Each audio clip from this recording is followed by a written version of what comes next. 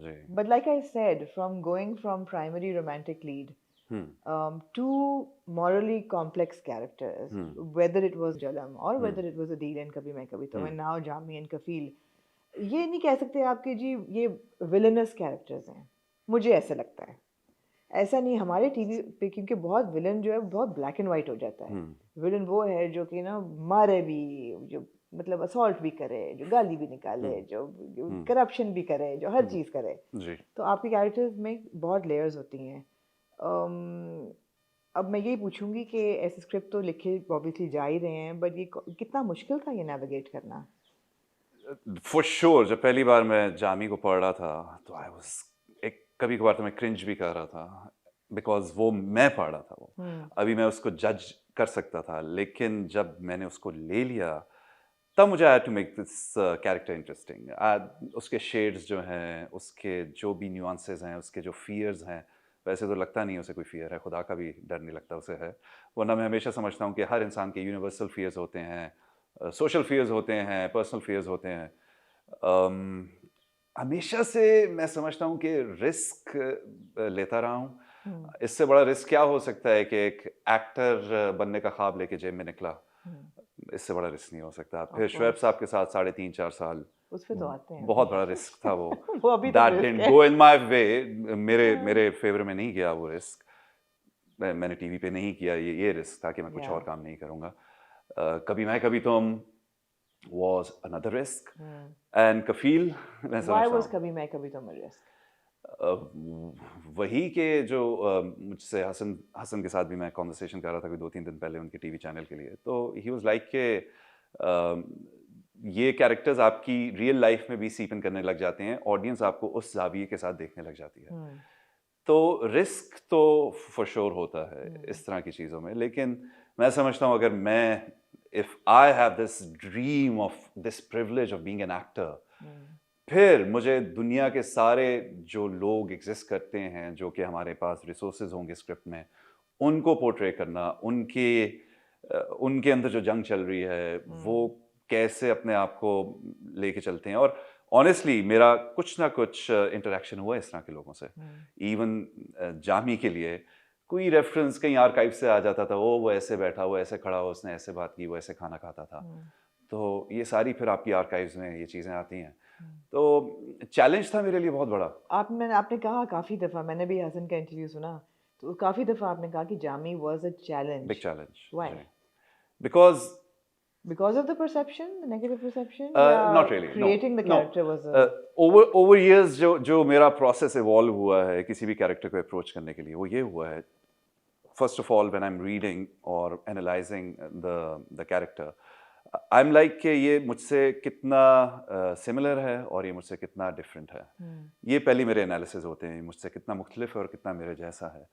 Jami was I mean poles apart poles from apart. how I think, from या। how I treat people around me, from my relationship with money. Yeah. So, so then once again, hats off to Misam, hats off to Sanam, hats off to our DOP, Lukman Khan साहब। I mean, उन्होंने मुझे वो एक तरह से comfort zone दिया, एक relax environment दिया कि मैं कुछ तरीके से उसको पोर्ट्रे कर सकूं। जी। अच्छा, now Adeel was a character जो कि बंदा इमेजिन कर सकता था that an Imad Irfani could be an Adeel. It's like a it's a match that comes to mind, because social class भी वही है, वो एक किस्म की tasteful, well dressed, well spoken, kind of elitist kind of a person. Not that I'm calling you elitist in a bad way, but you know that kind of image I'll comes take to it, mind. I'll take it Take as it a as a compliment। compliment, of हाँ course, of चलें। course. Thank you. लेकिन Jami is was somebody that अगर पहली दफा किसी को कोई कहे कि जामी किसको कास्ट होना चाहिए, it would be unlikely that they would come up with your name because of the that elitist kind of a thing. So how did this happen?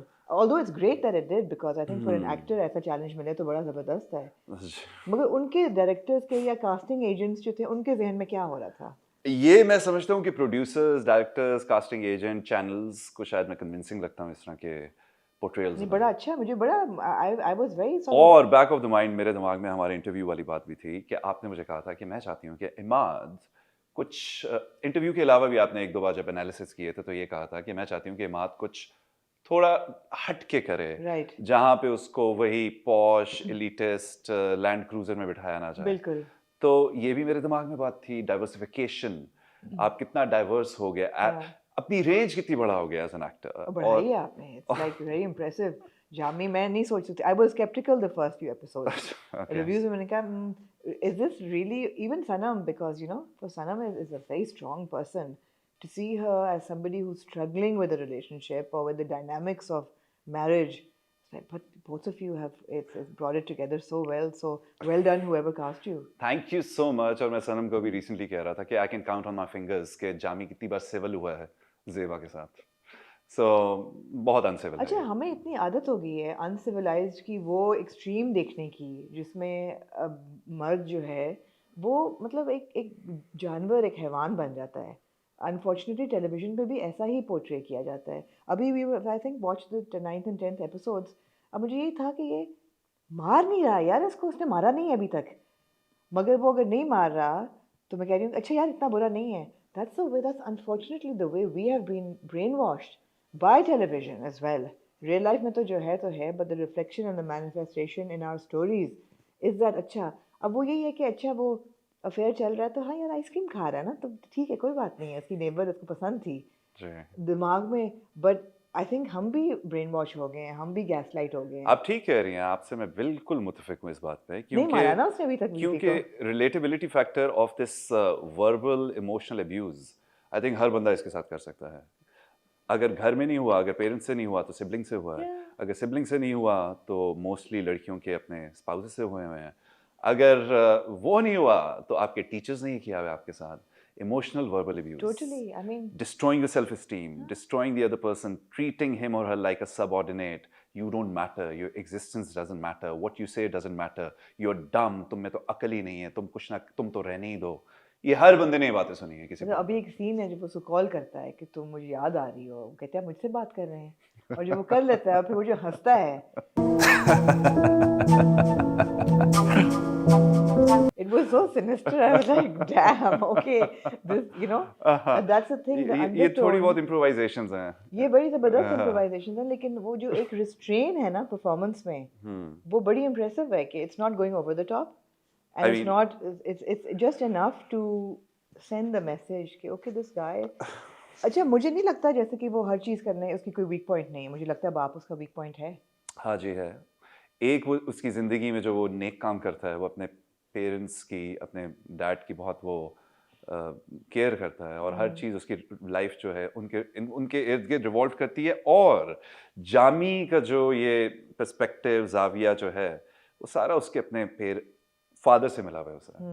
यानी जिस तरह उसने देखा है कि दुनियादारी क्या होती है, पैसे के साथ क्या आपका ताल्लुक होना चाहिए, तो ये सारा उसको इनहेरिटेंस में अपने फादर से मिला हुआ है। फादर से मिला है जी, But this no, is what but- I think, हाँ, this is what I yeah, think. right, no, this is true, because देखते हुए भी बंदा कहता है कि यार निकम्मे मर्द तो बहुत होते हैं, हाँ जी। होते और हैं। और एक और फैक्टर भी बहुत जो मेरे ख्याल से जामी और ज़ेबा हाईलाइट कर रहे हैं, बहुत सी रिलेशनशिप्स होती हैं जो कि on the face of it बहुत हैप्पी गो लकी हू-हा मैरी होती हैं, लेकिन बिहाइंड द सीन्स Yeah, उनमें काफ़ी इस तरह के emotional abuse, verbal abuse, self esteem being shattered, Yeah. लड़की या बीवी को कुछ समझा नहीं जाता, उसकी जो आमदनी आप कह ले, जो भी पैसे नहीं उसको दिए जाते। और जामी तो is another level, I have to say, Yami is another level. Another level. Yeah, वो छोटी छोटी चीज़ें, but I have to say direction भी बहुत खूबसूरत है, लिखाई किसे भी रिफ्लेक्ट कर रही है ऑब्वियसली। तो पूरा जो सीन है ना कि अलमारी में से चीज़ें निकालना रखना, हाँ जी, it's like symbolically। it's very symbolic, it's like